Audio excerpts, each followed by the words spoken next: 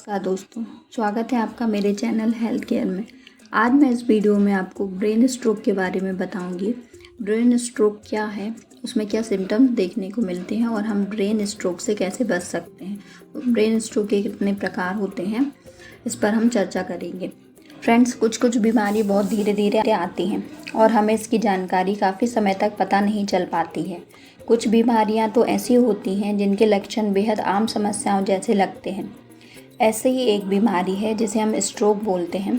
Stroke के लक्षण शुरुआत में बेहद आम से नज़र आते हैं, लेकिन वह आने वाले समय में बेहद गंभीर समस्या के संकेत होते हैं। स्ट्रोक क्या है? स्ट्रोक वह स्थिति है जिसमें ब्रेन में रक्त और ऑक्सीजन पहुंचाने वाली ब्लड वेसल्स में से कोई एक वेसल्स या तो बंद हो जाती है या फिर वह फट जाती है। यदि ब्रेन के किसी हिस्से में 3 या 4 मिनट से ज़्यादा रक्त का प्रवाह ना हो पाए तो मस्तिष्क पर वह हिस्सा मरना शुरू हो जाता है। ब्रेन स्ट्रोक के कितने प्रकार होते हैं, यह कितने टाइप का होता है? फ्रेंड्स, स्ट्रोक के 3 मुख्य प्रकार हैं। फर्स्ट है ट्रांजिएंट इस्केमिक अटैक, जिसे हम क्षणिक इस्केमिक अटैक बोलते हैं। इस स्ट्रोक को मिनी स्ट्रोक भी कहते हैं। खून का यह थक्का आपके मस्तिष्क में अस्थायी रूप से रक्त प्रवाह को ब्लॉक कर देता है, जिससे ट्रांजिएंट इस्केमिक अटैक होता है। खून के थक्के और TIA के सिम्टम कुछ समय के लिए होते हैं। दूसरा होता है इस्केमिक स्ट्रोक।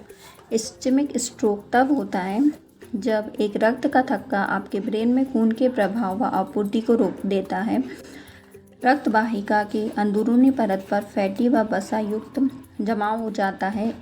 इन फैटी व वसायुक्त जमावों का एक हिस्सा आपके ब्रेन में रक्त के प्रवाह को रोक सकता है। यह स्थिति दिल के दौरे के समान है, जहां रक्त के थक्के आपके हृदय के हिस्सों में रक्त के प्रवाह को रोकते हैं। फ्रेंड्स, इस्केमिक स्ट्रोक के भी 2 प्रकार होते हैं। पहला एम्बोलिक स्ट्रोक, दूसरा थ्रोम्बोटिक स्ट्रोक।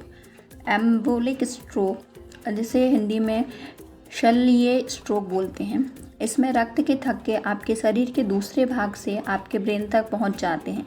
आमतौर पर यह थक्के हृदय में होते हैं और रक्त वाहिकाओं के माध्यम से दिमाग तक पहुंच जाते हैं।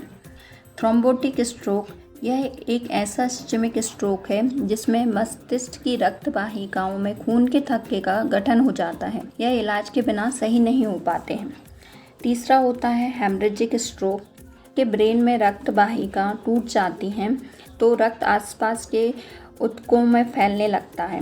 यह स्थिति को हेमरेजिक स्ट्रोक कहते हैं।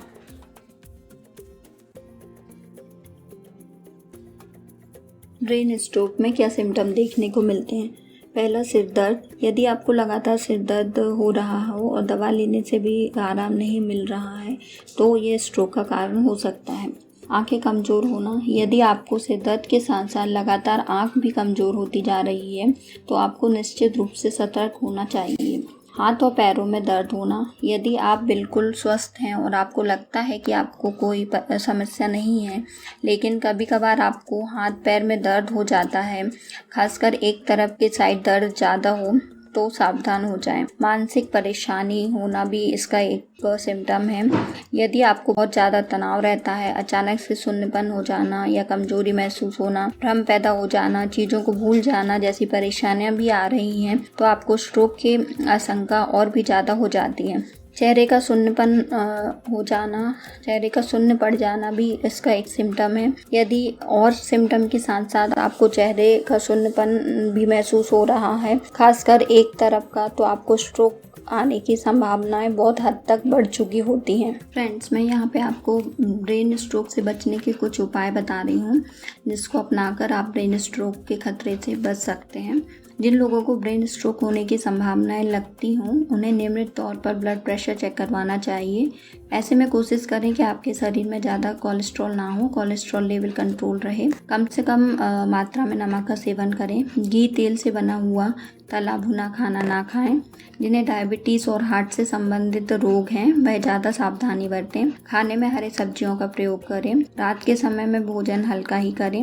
सुबह उठने के बाद कम से कम 30 मिनट के लिए व्यायाम करना शुरू करें। अखरोट खाएं, हल्दी वाला दूध पिएं। इससे आप ब्रेन स्ट्रोक के खतरे से बच सकते हैं।